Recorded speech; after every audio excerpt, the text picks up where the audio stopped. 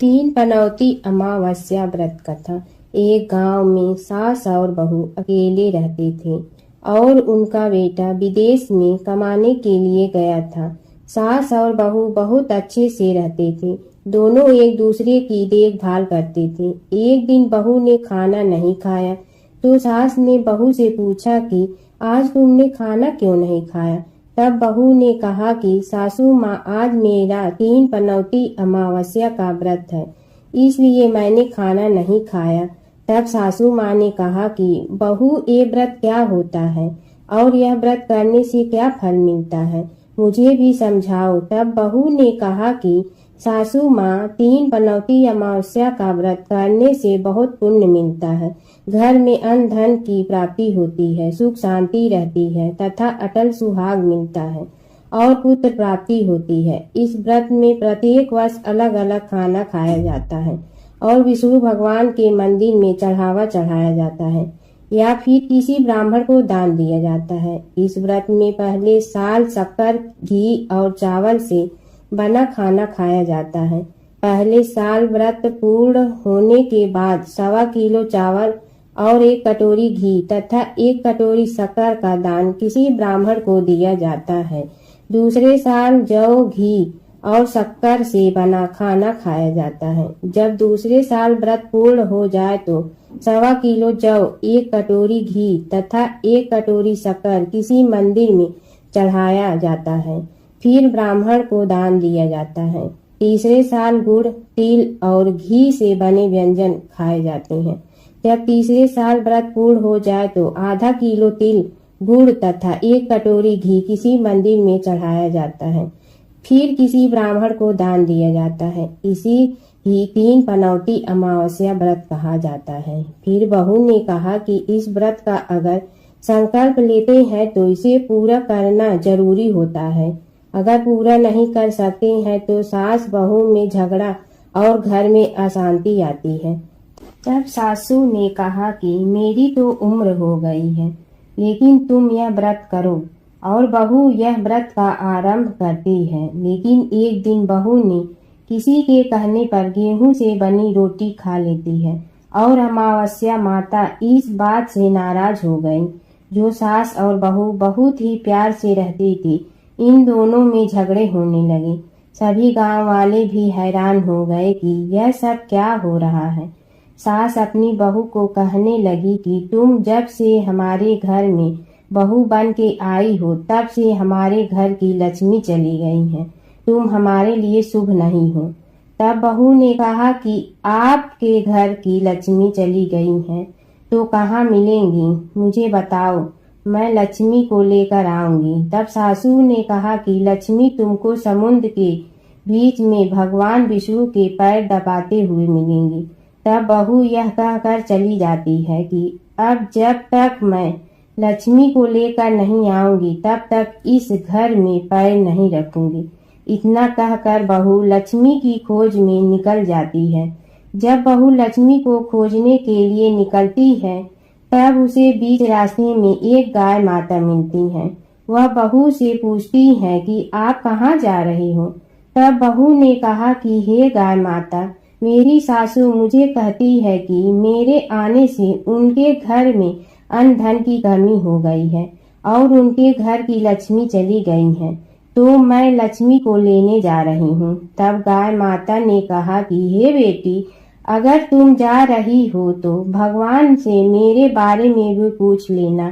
तब बहू बोलती है कि ठीक है गाय माता, बताओ, मैं आपके बारे में भी पूछ लूंगी। तब गाय माता बोलती है कि मेरा जब भी बछड़ा होता है वह मर जाता है, जिंदा नहीं रहता। तुम भगवान से पूछ लेना कि मेरे साथ ऐसा क्यों हो रहा है, मैंने ऐसा कौन से कर्म किए हैं। तब बहू बोली, गाय माता, मैं आपके बारे में जरूर पूछ लूंगी। यह कहकर बहू आगे बढ़ती है। अब आगे जाते ही बहू को एक घोड़ी मिलती है जिसके गले में घंटी बंधी हुई होती है। घोड़ी ने भी कहा कि बेटी, तुम मेरे दुख का निवारण भी भगवान से पूछ लेना। तब बहू ने कहा जरूर पूछ लूंगी। यह कहकर बहू आगे बढ़ती है। आगे जाते ही बहू को एक अंधा और बहरा बुजुर्ग मिलता है।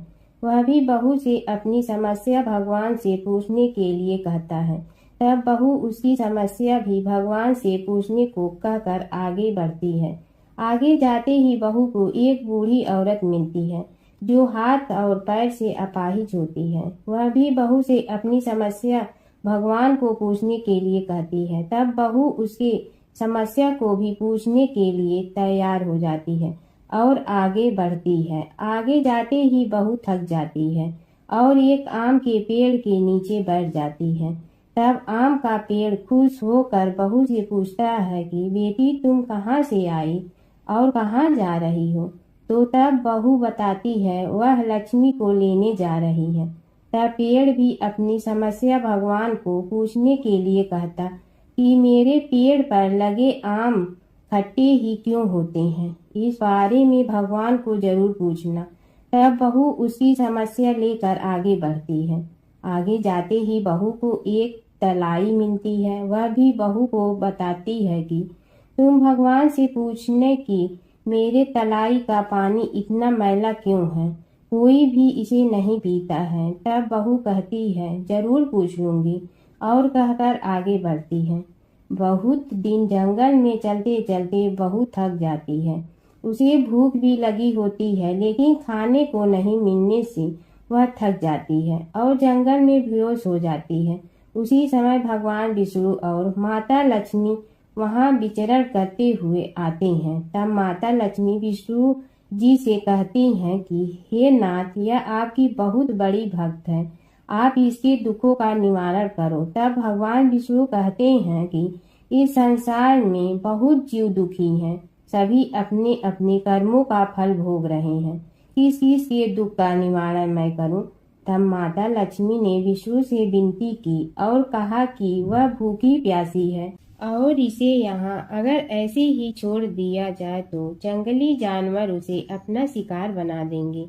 माता लक्ष्मी की बात सुनकर भगवान विष्णु एक साधु का वेश धारण करते हैं और बहू के पास जाते हैं और होश में लाते हैं। बहू के होश में आते ही साधु वेश में भगवान उससे पूछते हैं कि वह यहाँ क्यों आई है और कहाँ जा रही है। तब बहू पूरी बात बताती है। उसकी बात सुनकर भगवान विष्णु और माता लक्ष्मी प्रकट होते हैं। उनके साथ अमावस्या माता भी प्रकट होती हैं। बहू उनके चरणों में गिरकर वंदन करती हैं।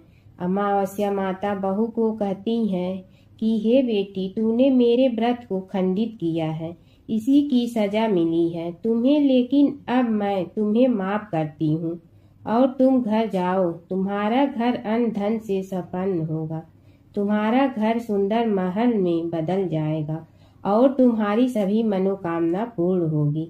यह सब होने के पश्चात बहू रास्ते में जो भी मिला उन सभी को दुखों का निवारण करने के लिए विनती करती है। तब भगवान विष्णु बोलते हैं कि गाय ने कभी अपना दूध किसी को नहीं पिलाया, उस वजह से उसके बछड़े जिंदा नहीं रहते हैं। तुम उसका दूध भी पिला देना, जिससे उसके बछड़े जिंदा रहने लगेंगे। घोड़ी पिछले जन्म में आटा पीसने वाली महिला थी। वह किसी को आटा पीस के नहीं देती थी, इसलिए उसके गले में चक्की के पाट बांधे गए हैं। तुम उसके पाट खोल देना, वह बिल्कुल ठीक हो जाएगी। बुजुर्ग कभी भगवान के मंदिर नहीं गई और ना ही उसने कभी भगवान के भजन सुने। तुम उसको मंदिर ले जाना और दर्शन करवा देना, वह ठीक हो जाएगा। बुजुर्ग महिला जो थी उसने कभी भी अपनी जवानी में दान पुण्य नहीं किया, इसलिए उसे यह सजा मिली है। तुम उसे दान करवा देना तो उसकी विकलांगता दूर हो जाएगी। उस आम के पेड़ ने कभी किसी बच्चे को अपने आम खाने को नहीं दिए, इसलिए उसके सभी आम खट्टे होते हैं। तुम उस पेड़ का आम खा लेना, फिर उस पेड़ पर मीठे आम आएंगे। तलाई का पानी पिछले जन्म में देवरानी जेठानी थी, वह हमेशा झगड़ती रहती थी, इसलिए उसका पानी मैला है। तुम उसका पानी पी लेना, वह तलाई शुद्ध हो जाएगी। बहू ने भगवान विष्णु, माता लक्ष्मी और अमावस्या माता को नमन करके घर जाने के लिए निकलती हैं और रास्ते में उसे जो जो भी मिला उनके सभी समस्या भगवान के कहे अनुसार दूर करती हैं। सभी उसे आशीर्वाद देते हैं। घर जाते ही उसका घर एक सुंदर महल में परिवर्तित हो जाता है तथा घर में अन्न धन भरा मिलता है। अब बहू सासू से कहती कि सासू माँ, आपने सच कहा था, मैं आपके लिए शुभ नहीं हूँ। मेरे जाने से ही आपके घर में लक्ष्मी आई है। अब आप यहाँ रहें, मैं मरने जा रही हूँ। तब सासू ने कहा कि हे बेटी, यह सब तुम्हारे पनौती अमावस्या व्रत का फल है, हमें मिला है। तुम यहाँ पर ही रहोगी, कहीं नहीं जाओगी। और सास बहू खुशी खुशी रहने लगी।